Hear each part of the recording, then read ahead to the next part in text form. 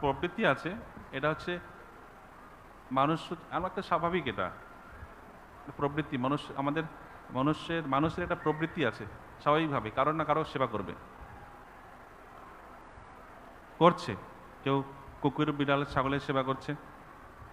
আবার কেউ কেউ কেউ আছে তার সন্ততিদের সেবা করছে। তো সন্ততিরা তার মা বাবার সেবা করছে, এটা স্বাভাবিক প্রবৃত্তি। সেবা তো করতেই হবে, কিন্তু আসল সেবাটা কি সেটা ভগবান আজকের শ্লোকে বর্ণনা করেছেন এখানে। আসল সেবা কি? কৃষ্ণ ভক্তি অনুসরণ করতে হবে। হ্যাঁ,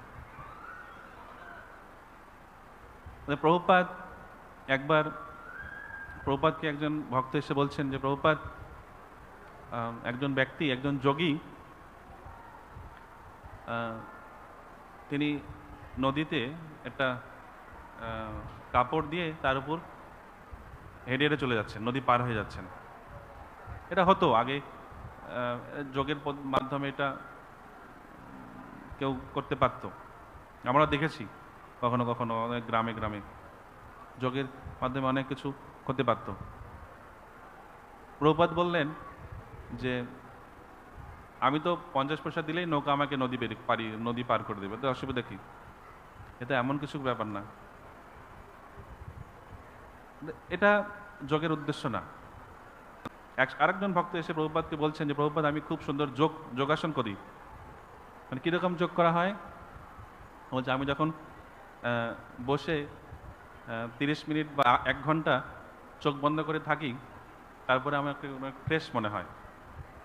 প্রভুপাদ বলেন কেউ যদি 30 মিনিট 1 ঘন্টা ঘুমিয়ে নেয়, সুন্দর ফ্রেশ, স্বাভাবিকভাবে সে ফ্রেশ হয়ে যাবে। এটা যোগের উদ্দেশ্য না।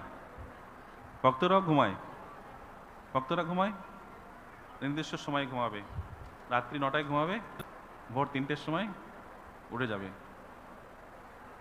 3টের সময় উঠবে, স্নান করবে, মন্দিরে আসবে, 4:30 সময় মঙ্গল আরতি হবে।